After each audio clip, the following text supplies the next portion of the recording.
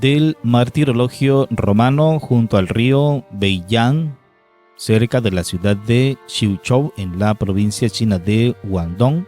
Santos mártires Luis Versiglia, obispo, y Calixto Caravario, presbítero de la Sociedad Salesiana, que sufrieron el martirio por causa de su acción pastoral en favor de las personas que les estaban confiadas.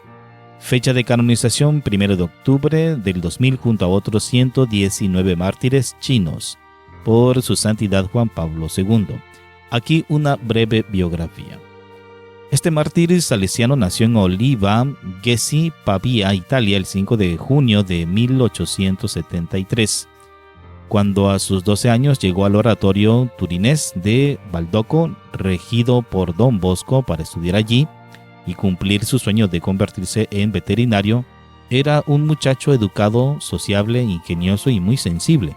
En los 2 años y medio que pasó al lado del fundador de los salesianos, que fue su director espiritual, cambió de parecer. Simplemente con ver su forma de vida se trocaron sus previsiones de futuro que no estaban encaminadas a la vida religiosa. Además, le cupó el honor de pronunciar el discurso de felicitación el día de su onomástica, la última que Don Bosco celebró en la tierra. Este murió el 31 de enero de 1888.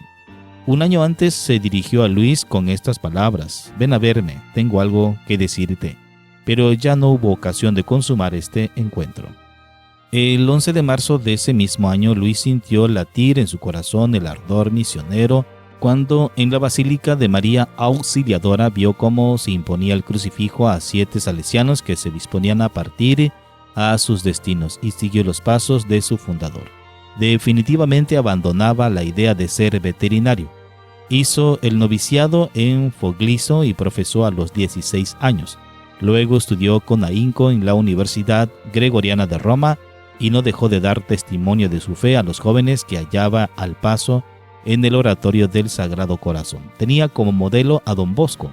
En 1893 obtuvo brillantemente el grado de doctor en filosofía en una edad espléndida, apenas rebasando la veintena.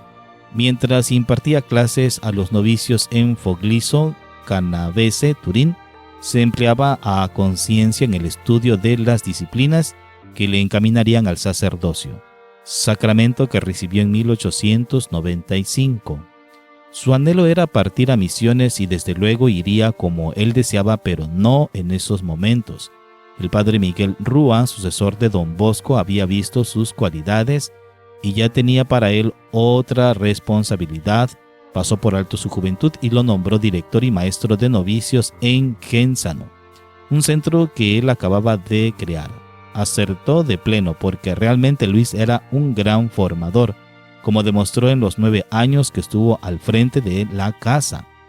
Como su afán misionero se mantuvo intacto, aprovechó ese tiempo para aprender idiomas, herramienta conveniente para quien se muestra dispuesto a viajar a tierras lejanas para evangelizar, que era su caso. El momento añorado llegó en enero de 1906. Su nuevo destino, China. Tenía entonces la mítica edad de 33 años y su corazón rebosaba de júbilo. Iba al frente de esa primera expedición de salesianos que salía rumbo a este país asiático.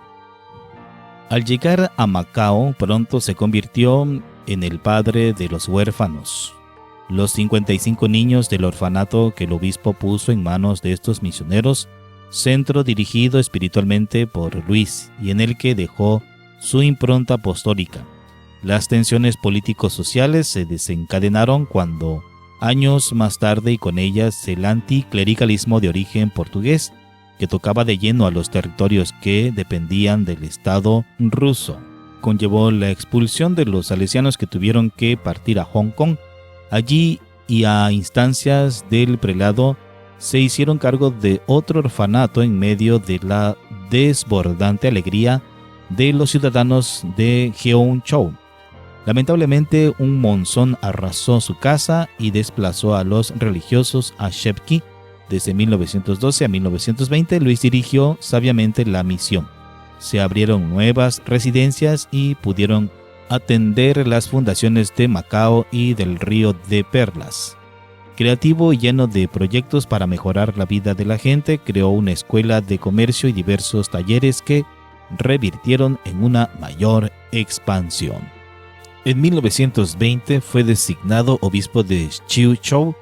El instante no podía ser más comprometedor, ya que lejos de disiparse los atentados contra la fe católica, arreciaban. Nada de ello detuvo al santo, siguió impulsando escuelas, seminarios, casas de formación, orfanatos, con un marcado espíritu paternal, tutelaba la vida de sus hermanos y no demandaba de ellos esfuerzos que él no hubiera realizado antes.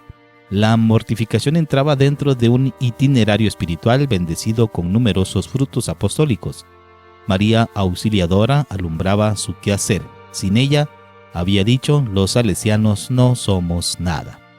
En los 10 años siguientes, que mediaron hasta su martirio, se habían producido gravísimos altercados contra los misioneros, manifiestos, amenazas, insultos, hasta llegar a arrasar iglesias y misiones. El 24 de febrero de 1930, Luis partía hacia Linzhou con otro salesiano, el padre Calixto Caravario y 3 alumnas salesianas.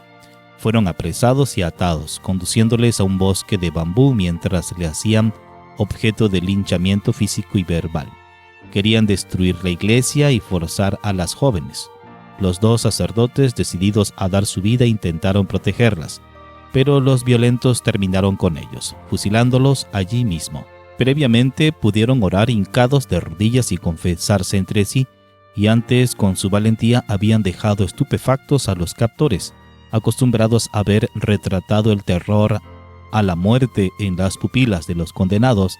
Detectaron en los misioneros el gozo de la ofrenda suprema a Dios, la de su propia vida. En 1976, Pablo VI declaró mártires de la Iglesia a estos misioneros. Fueron beatificados por Juan Pablo II el 15 de mayo de 1983. Él mismo los canonizó el 1 de octubre del 2000.